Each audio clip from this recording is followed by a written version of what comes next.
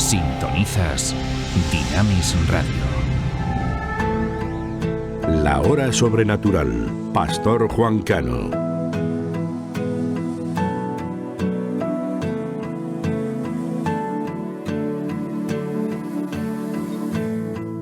No te veo, pero te siento.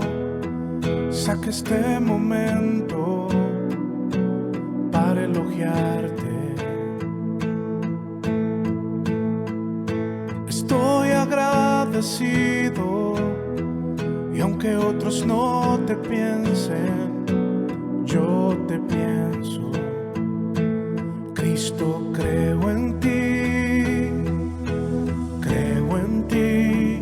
eres más que mi vida.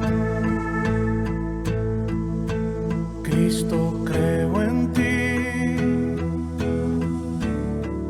He venido a decir cosas lindas de ti. Santo, bueno. ¿Cómo es que no te veo?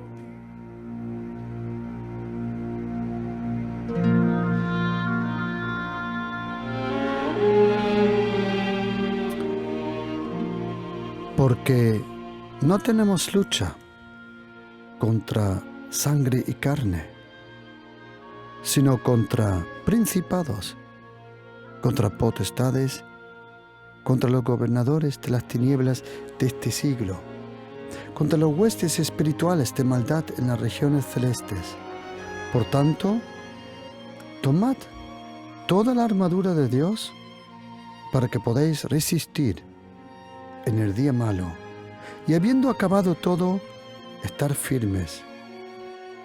Estad pues firmes, ceñidos vuestros lomos con la verdad, y vestidos con la coraza de justicia, y calzados los pies con el apresto del Evangelio de la paz.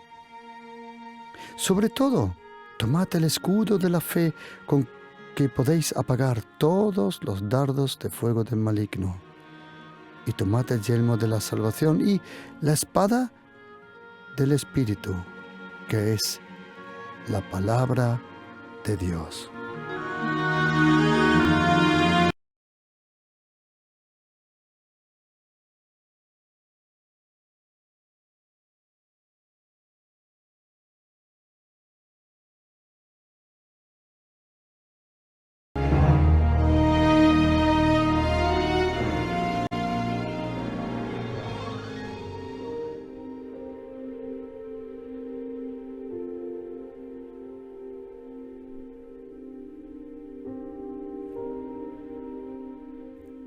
Mas si yo, por el Espíritu de Dios, dijo Jesucristo en Mateo 12, 28, mas si yo, por el Espíritu de Dios, echo fuera los demonios, ciertamente el reino de Dios se ha acercado a vosotros.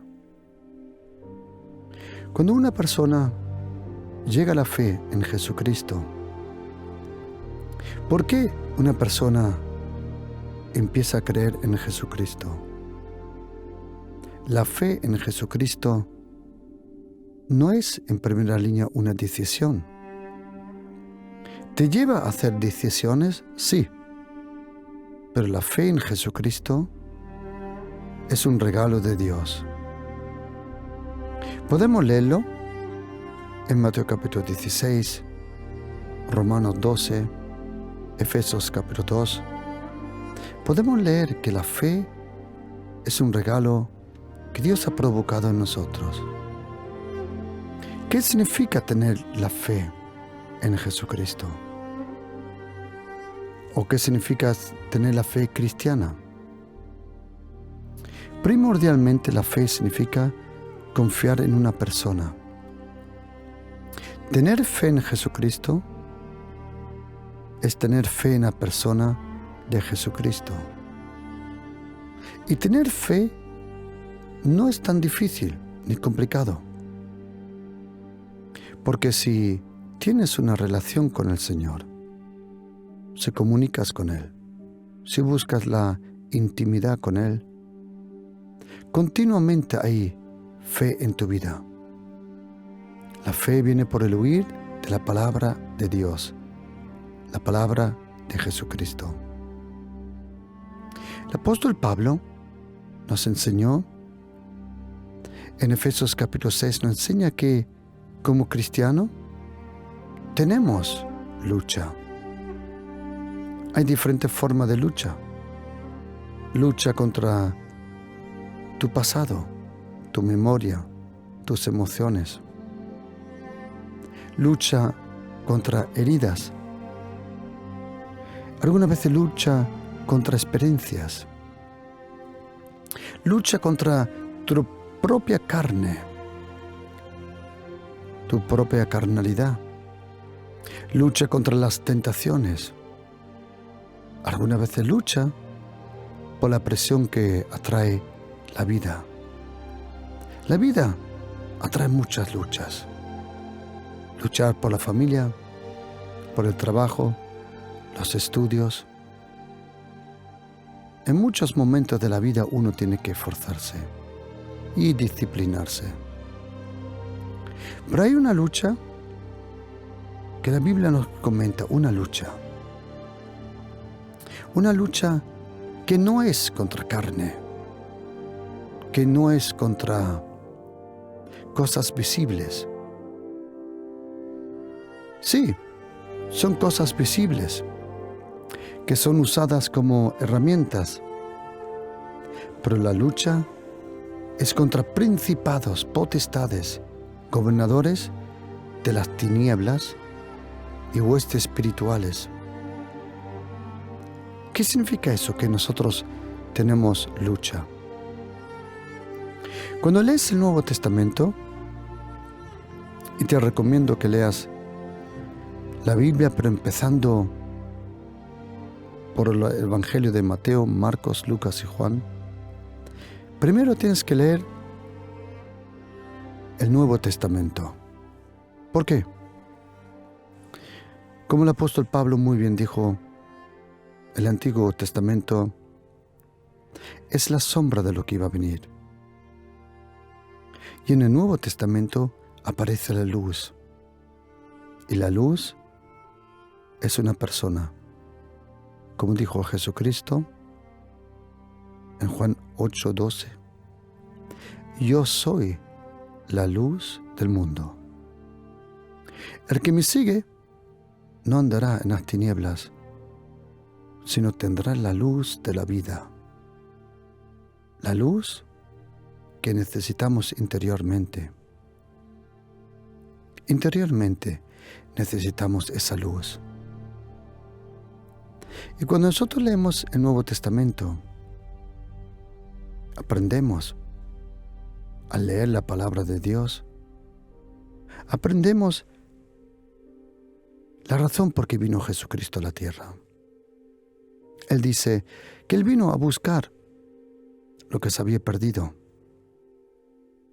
Es interesante que cuando habla y dice que en el cielo hay gozo, alegría sobre un pecador que se ha convertido, un pecador que se ha arrepentido. ¿Sabes? El otro día pensando sobre eso me vino algo a la mente. Cuando los ángeles celebran en el cielo que una persona se ha convertido, no creo tanto que celebran a la persona que se convirtió, sino al gran Salvador Jesucristo. Los ángeles celebran a Jesucristo por la gran salvación que Él nos trajo. Jesucristo dijo que Él vino para buscar y salvar lo que estaba perdido. El apóstol Juan dice que Él vino para destruir las obras del diablo. El apóstol Pablo dice que Él vino para salvarnos y convertirse en nuestra justicia. El apóstol Pedro dice que Él vino y llevó nuestros pecados y nuestras enfermedades a la cruz. Jesucristo es nuestra salvación. Y cuando Él vino, Él habló 105 veces del reino de Dios, el reino de los cielos. Y sabes, querido oyente, no nos tenía que sorprender si hoy en las iglesias no tenemos los mismos resultados que tuvo Jesucristo. ¿Por qué? Porque si no predicamos lo mismo que Jesucristo predicó, no podemos esperar los mismos resultados. ¿Y de qué habló Jesucristo? Él habló 170 veces de Dios el Padre. Las personas necesitan oír que Dios es un buen Padre, que el Espíritu Santo es una persona, que el reino de Dios se ha acercado. Jesucristo no vino a juzgar. Él no vino a machacar a las personas. Él no vino a hacer daño. Él vino, como dice su nombre, Yeshua. Él vino a salvar, a sanar y a liberar. Moisés, él recibió los mandamientos, la ley. Pero acuérdate una cosa, Moisés, que representa la ley, nunca estuvo en una tierra prometida. La ley nunca estuvo en una tierra prometida. El apóstol Juan dice que la ley fue dada por Moisés, pero Moisés, mientras vivía, nunca estuvo en una tierra prometida. Luego, en un momento, en el monte de la transfiguración, allí apareció con Elías. Pero durante su ministerio, su vida, él no apareció. Él no vio la tierra prometida. La vio desde la montaña Nebo, que está en la tierra de Moab, cerca de Jericó. Pudo ver un poco. Pero la ley, Moisés, nunca estuvo en la tierra prometida. Josué sí estuvo en la tierra prometida. Josué es el nombre que el griego tomó para traducir el nombre Yeshua. El Señor es salvación, el Señor libera y el Señor sana. Josué llevaba el nombre del Señor Jesús. ¿Sabe lo que es interesante? Que la ley fue dada en el desierto y nunca entró a la tierra prometida. Solo la gracia te puede llevar a la tierra prometida. Nuestro Josué celestial es Jesucristo. Y la Biblia dice que cuando Josué entró a la tierra prometida, por mucho tiempo tuvo guerra. 31 reyes le estaban esperando. Cuando Josué llegó a la tierra prometida, ¿de quién era la tierra? La tierra le pertenecía a Abraham, Isaac y Jacob. Pero esa tierra, allí ven 31 diferentes reyes. También tu tierra prometida, hay reyes que no le pertenecen. ¿Y qué tuvo que hacer Josué? La Biblia dice que Josué lo tomó todo en guerra. No hubo ninguna ciudad que hiciera paz con los hijos de Israel.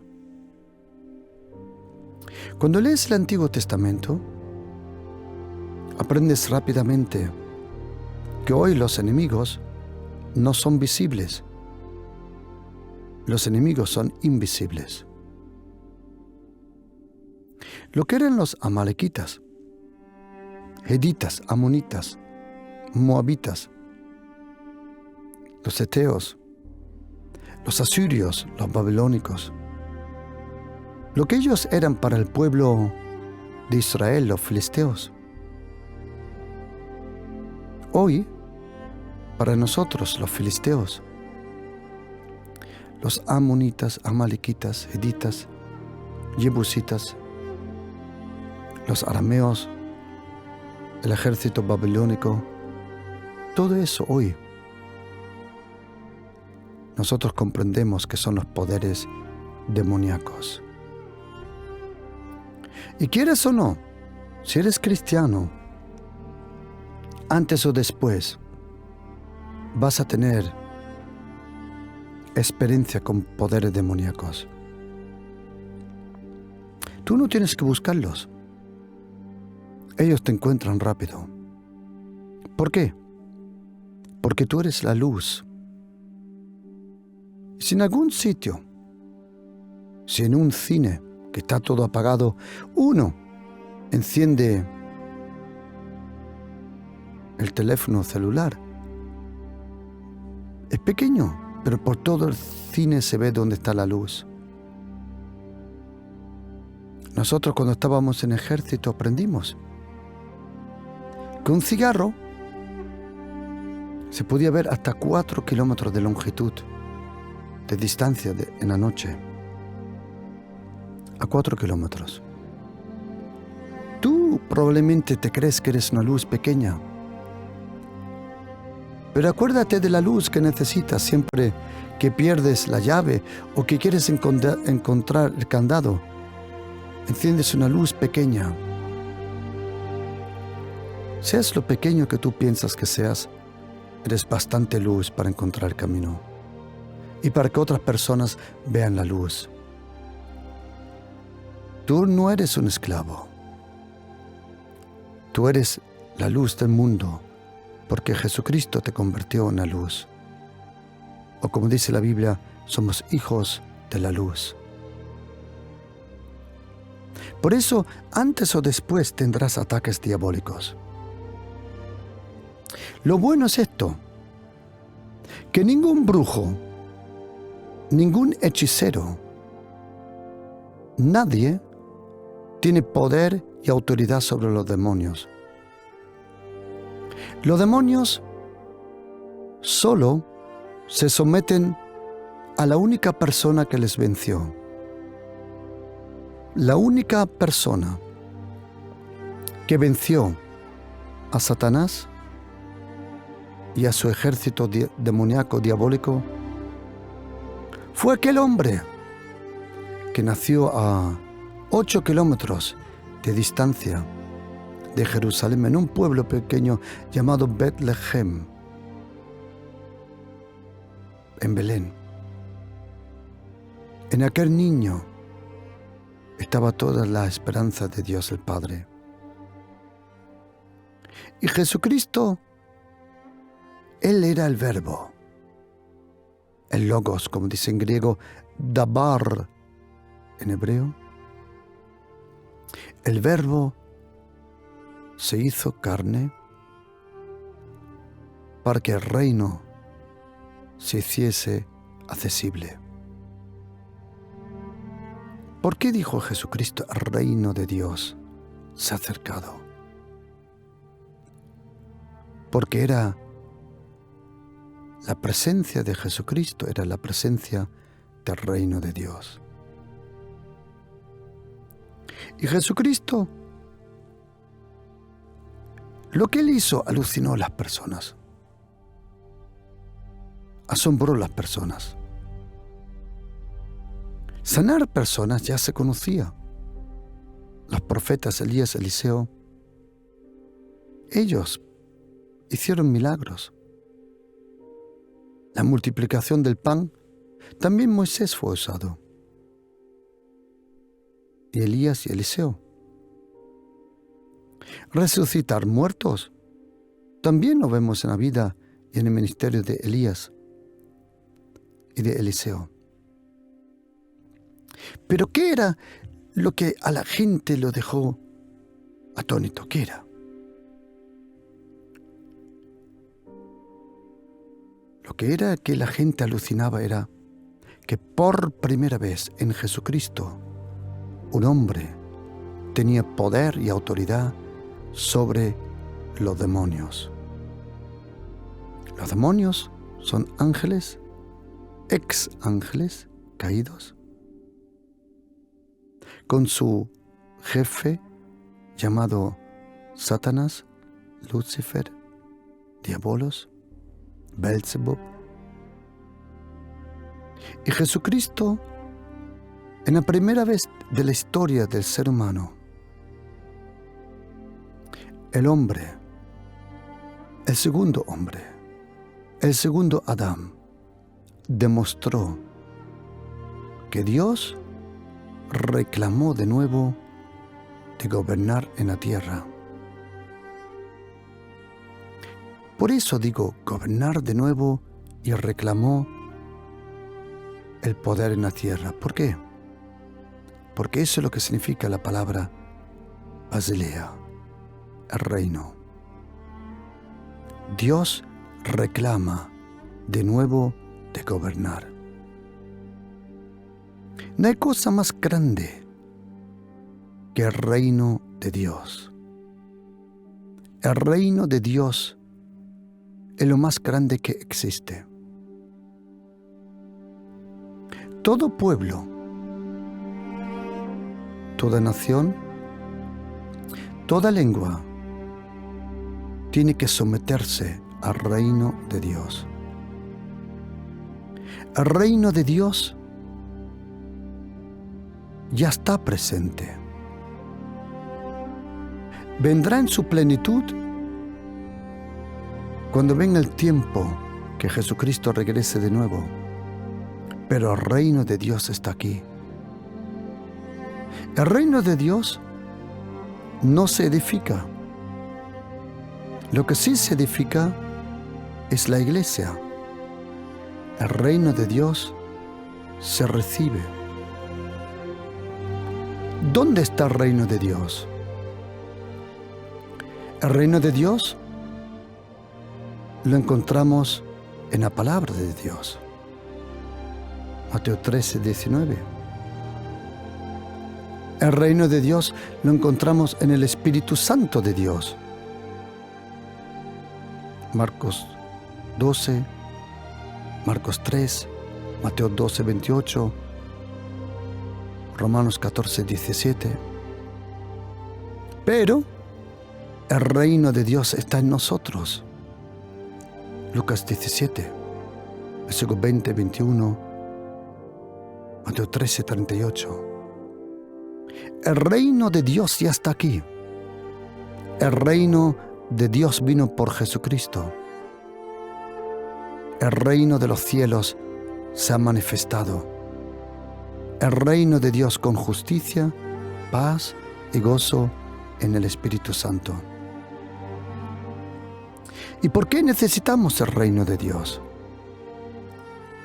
Porque los demonios y Satanás no se someten a ninguna religión, filosofía, pensamiento humano. ¿Por qué no? Porque todo eso tiene como fuente el corazón del ser humano. Los demonios, hay cosas que ellos tiemblan y tienen temor. ¿Qué es lo que temen los demonios? Primero, al poderoso nombre de Jesucristo, a su presencia en la alabanza. Los demonios no soportan la alabanza. A la palabra de Dios, a la casa de Dios, a la sangre de Jesucristo. Los demonios, antes o después, te atacarán. No todos los días. Los demonios no provocan problemas, ellos se aprovechan de los problemas. El apóstol Pablo, él lo había experimentado. Por eso dijo él, fortaleceos en el Señor y en el poder de su fuerza. ¿Por qué? Tenéis que vestiros con toda la armadura de Dios. ¿Qué es eso, la armadura de Dios? ¿Por qué la armadura de Dios es tan importante? El apóstol Pablo dice, para que podamos estar firmes contra las asechanzas. Esa palabra asechanzas en griego, methodoia, significa método. El método como Satanás ataca a una persona. ¿Qué son los 3 indicativos cuando te das cuenta que una persona es atacada? Un cristiano. ¿Es a través de la tentación del dinero? No. ¿De la sexualidad? No. Hay 3 cosas primordialmente, que es lo primero y lo único que los demonios van a intentar de atacar y quitar de tu vida. 3 cosas. Primero, la costumbre y tu vida de oración. Segundo, la costumbre y tu lectura de la Biblia en voz alta. Y tercero, de tu relación con la Iglesia de Jesucristo. Siempre que seas en una de esas 3 atacadas, sabes que son poderes diabólicos los que están cerca. Un gran predicador llamado John Wesley dijo, o la Biblia me separa del pecado, o el pecado me separará de la Biblia. Por eso, siempre que eres atacado en tu vida de oración, en tu lectura de la palabra de Dios en voz alta, y que vayas a la iglesia, siempre ahí sabes que hay poderes demoníacos presentes. El apóstol Pablo nos dice que ese es el método del diablo para atacar personas es alejarlos de la manada. Lo mismo cuando ves un documental de leones, por ejemplo en África. Ellos no atacan toda la manada, ellos observan la manada, quién se aleja de la manada. El apóstol Pablo dice que nuestra lucha no es contra carne y sangre, no. No es la gente que te odia. Ellos no son el problema. Muchas veces es la persona detrás de la persona. A esa persona, la Biblia le llama en Mateo 12:29 y Marcos 3:27, le llama el hombre fuerte. El hombre fuerte. Lo podemos leer en Lucas 11:21 también. Esa palabra, el hombre fuerte, no aparece así en el texto original. Hombre, masculino, aner, pero el ser humano se llama antropos. Ni lo uno ni lo otro aparece. Cuando habla del hombre fuerte, en griego habla del ischios, para enseñarnos que el hombre fuerte es un espíritu. El hombre fuerte. Y nosotros tenemos que atar el hombre fuerte. Tú dirás, ¿y para qué narices voy a atacar yo al hombre fuerte? Incluso dice Jesucristo, en Mateo capítulo 12, versículo 29 y Marcos 3, 27, que tenemos que entrar a la casa del hombre fuerte. ¿Por qué tenemos que entrar a la casa del hombre fuerte? Para sacar sus bienes. ¿Cuáles son los bienes del hombre fuerte? Aprendiendo que Jesucristo dijo que Satanás es el padre de la mentira y es un ladrón, adivina todo lo que hay en la casa del hombre fuerte. ¿Qué es? ¿Se lo ganó trabajando? ¿Qué va? Es un ladrón. Todo lo que tiene el hombre fuerte en casa es robado. ¿Y a quién se lo robó? En gran parte a nosotros. ¿Qué es lo que te pudo robar? Amistades, relaciones, trabajos, posibilidades, salud,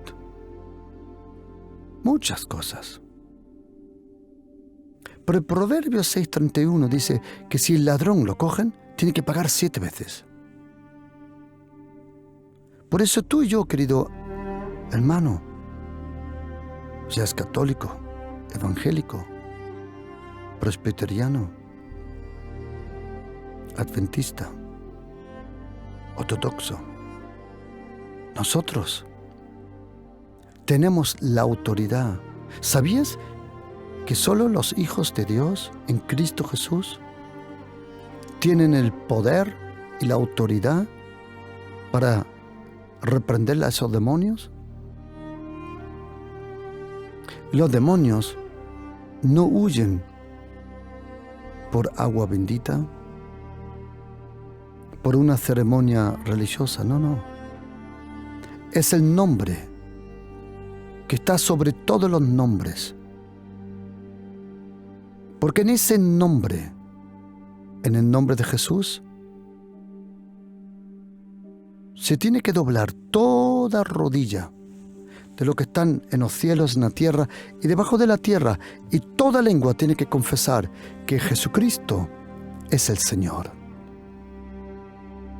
Es el poderoso nombre de Jesucristo que le para a los demonios los pies. No es el tuyo, no es el mío, es el nombre del Señor Jesucristo.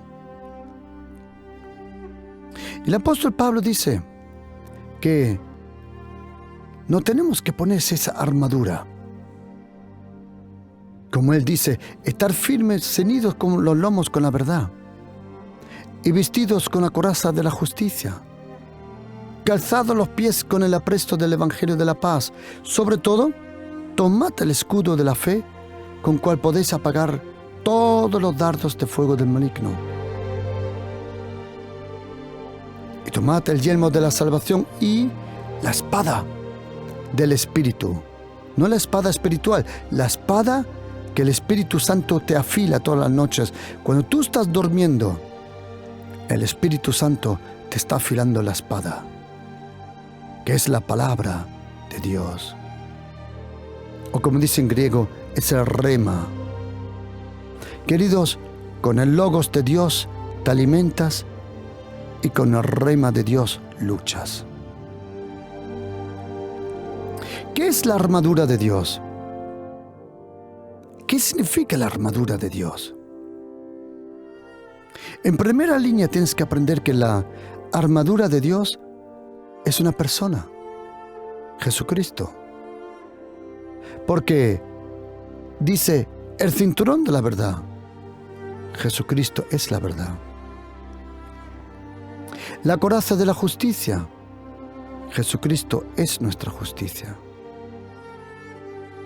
Los zapatos del Evangelio de la paz. Jesucristo es nuestra paz. El escudo de la fe. Nuestra fe es la fe en la persona de Jesucristo. El yelmo de la salvación. Jesucristo es nuestra salvación. La espada del Espíritu. Jesucristo es el Verbo que se hizo carne. Ahora, ¿por qué dice la Biblia que nos tenemos que poner el cinturón de la verdad? Y es interesante que la primera parte de la armadura es la verdad. Y quiero decirte una cosa, querido. Si eres un mentiroso, un chismoso, ya ni tienes que intentar de ponerte la armadura, porque no la tienes ni de lejos. Porque la primera parte de la armadura es el cinturón de la verdad. Imagínate, el cinturón de la verdad. ¿Por qué no tenemos que poner el cinturón de la verdad? ¿Sabes por qué? Porque te atacarán con la mentira. ¿Por qué me tengo que poner la coraza de la justicia? Porque te atacarán con acusaciones injustas. ¿Por qué me tengo que poner los zapatos del apresto de predicar el Evangelio de la paz? Porque intentarán quitarte la paz. Porque el escudo de la fe. Porque las flechas del enemigo intentarán apagar ese fuego de la fe. Es interesante que cuando el Señor dice en Lucas capítulo 22, versículo 31-32, y dice: Simón, Simón, Satanás ha pedido de zarandearos, y dice: pero yo he rogado para ti que tu fe no falte. Esa palabra no falte en griego, eklaifo, significa que tu fe no se apague. El fuego de Satanás es un fuego frío, diabólico, que quiere apagar ese fuego de la fe. ¿Por qué me tengo que poner el escudo de la fe? Para poder apagar esos dardos de fuego diabólicos que quieren apagar mi fe. ¿Y por qué me tengo que poner el yelmo de la salvación? Porque intentarán decirte que no estás salvado y que lo que hizo Jesucristo no es bastante. Toda religión, toda doctrina que te diga que Jesucristo no es bastante es doctrina de demonios. ¿Y por qué tengo que coger la espada del Espíritu? Porque los demonios son espíritu. Y un problema espiritual solo se puede solucionar espiritualmente. ¿Cómo puedo yo reprender esos poderes diabólicos? ¿Qué tengo que hacer yo para proteger mi casa y mi familia? ¿Sabes? Tú y yo tenemos autoridad. Jesucristo dijo que todo lo que tú y yo atemos en la tierra será atado en el cielo.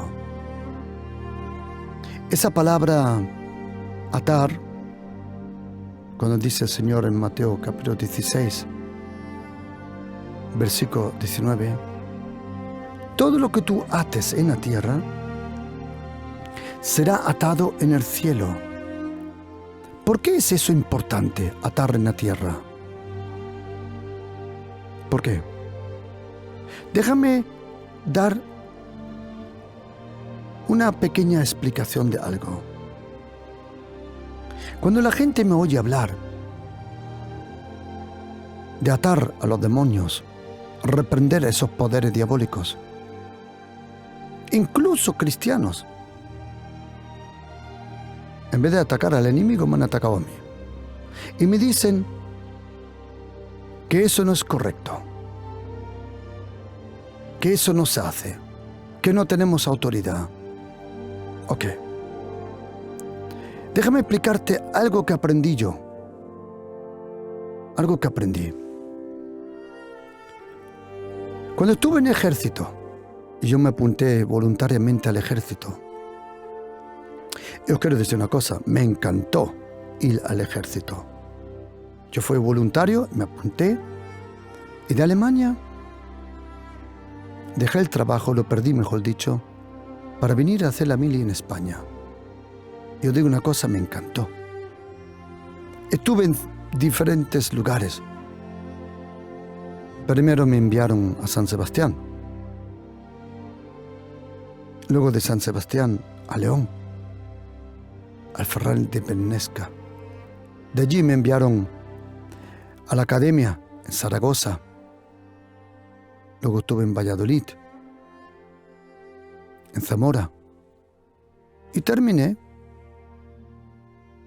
donde hoy está la Legión en España, en Almería, en Viator. Qué lindo tiempo. Pero déjame explicarles una cosa. A ver. Éramos una compañía donde habíamos, entre comillas, muchos extranjeros. Había gente como yo venía de Alemania, pero en esa compañía había gente de México, uno de Sudáfrica, que sus padres habían ido para allá, otros eran de Holanda, de Francia, de Inglaterra. En esa compañía fue de verdad un buen tiempo porque aprendimos muchas cosas. Todos los días aprendimos asaltos, técnicas en grupos, escuadrones. Uno protegía al otro, entrar por una casa, por las ventanas, bajar con la cuerda, hacer muchas cosas. Todos los días entrenando, todos los días. Y además de eso, nos permitieron, a 4 de nosotros nos permitieron hacer un curso de francotirador. Habían en aquel momento en Viator, en Almería, aproximadamente 6.000 soldados, si no me equivoco. Y en otra compañía, y a nosotros nos tocó hacer ese curso. Luego se eligieron y pudimos seguir. Tuvimos que tirar en bosque, de día, de noche, por la mañana, con humedad, con viento. Tienes que aprenderlo todo. A 400 metros tenías que dar una seguridad de 100%. A 600 metros ya no te lo pedían, pero podías hacerlo, pero tenías que garantizar 80%. Y honestamente, todo lo que sube de 600, 800 metros, 1 kilómetro, eso es honestamente ya suerte. Por el viento, por muchos indicativos que pueden cambiar la dirección de una bala. Ok, pero a lo que voy.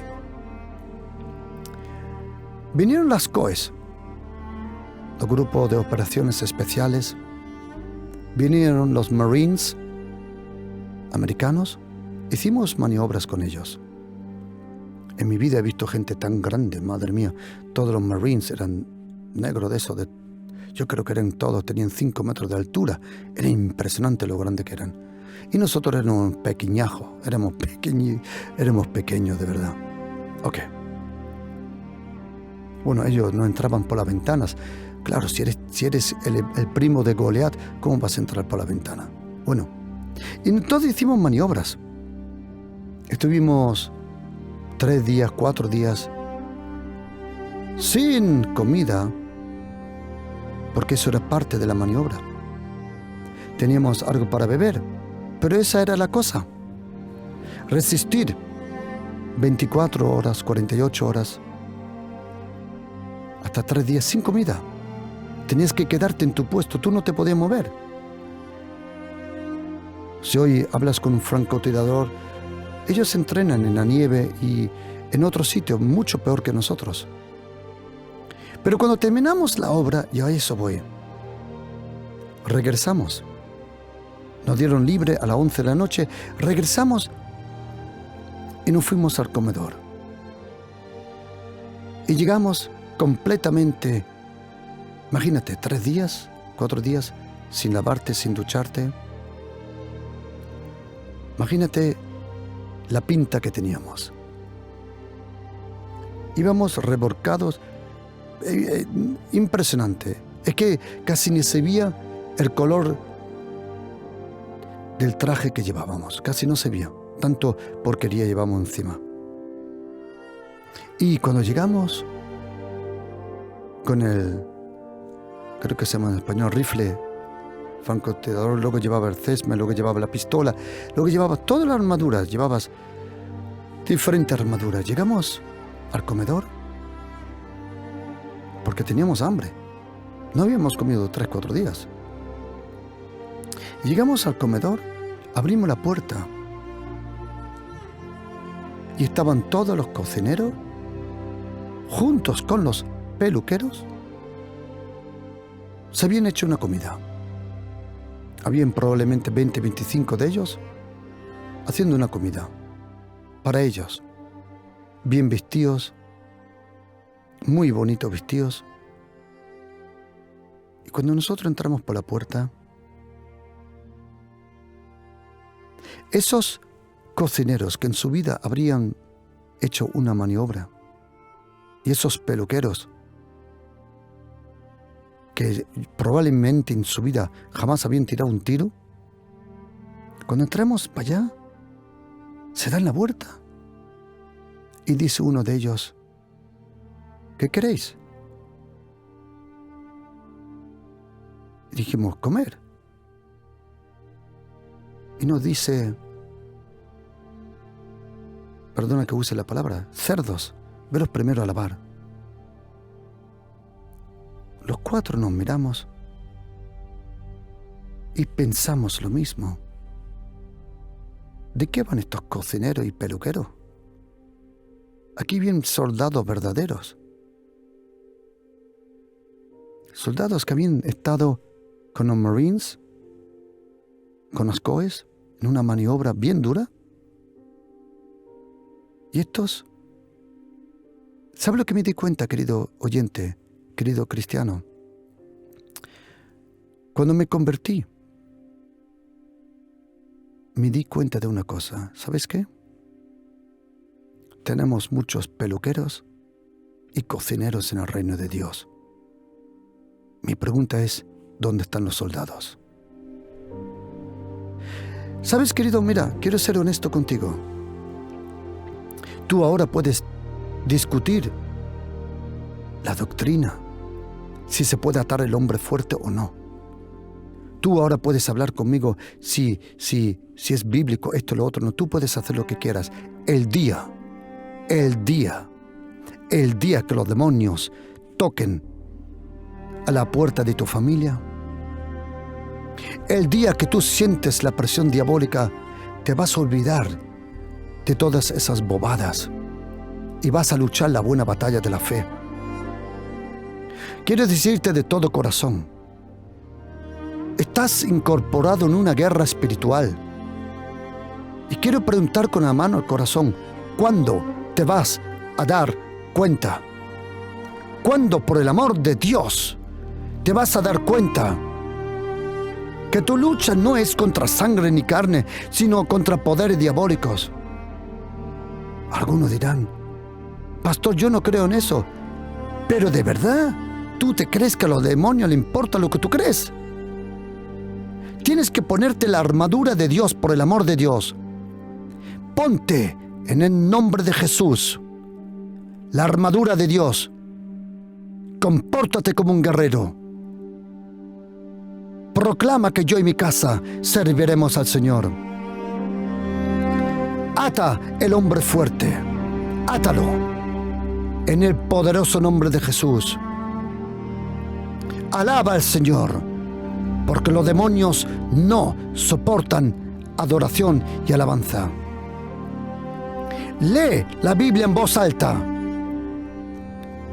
porque esa palabra en hebreo de meditar en Salmo 1, en voz alta, susurrando la palabra, en hebreo significa el rugir de un león. Cuando lees la Biblia, estás rugiendo como el león de la tribu de Judá. Ponte en el nombre de Jesús. Compórtate como un cristiano. Come on. Ponte las pilas. En el nombre de Jesús, aquel que está en nosotros, por el amor de Dios. Aquel que está en nosotros es más grande que aquel que está en el mundo. Amamos las personas, claro. Pero reprendemos esos poderes diabólicos, porque la tierra le pertenece al Señor. El reino de Dios se ha acercado. El reino de Dios está aquí. Jesucristo murió por nuestros pecados. Jesucristo resucitó por nuestra justicia. He is alive. Él vive. He is alive. Él vive. Jesucristo vive. Jesucristo reina. Jesucristo es el Señor. Y tú y yo, en el nombre de Jesús, ¿vamos a dejar esta linda nación de España a los demonios? Never, jamás. España le pertenece a Jesucristo, el Hijo de Dios. El reino de los cielos se ha acercado. El Evangelio se tiene que predicar con poder del Espíritu Santo, con presencia de Dios, con justicia de Jesucristo y su gracia. Reprende esos poderes diabólicos. Ata al hombre fuerte en el nombre de Jesús. Algunos dirán, como ayer me escribieron, y pastor, ¿cómo lo hago? Y le escribí, todos los miércoles a las 8 de la tarde, en la iglesia Pasión por Cristo, alabamos, adoramos al Señor y les enseño a la iglesia cómo ganar la buena batalla de la fe, atar esos demonios que han atacado tu familia. Si quieres aprender, ven y aprende. Porque una cosa probablemente no sé. Hablar muy bien el castellano. Pero my goodness, una cosa sí que me enseñó el Señor. A reprender esos demonios. Ellos tiemblan de una persona que cree en Jesucristo. The devil is a liar. El diablo es un mentiroso.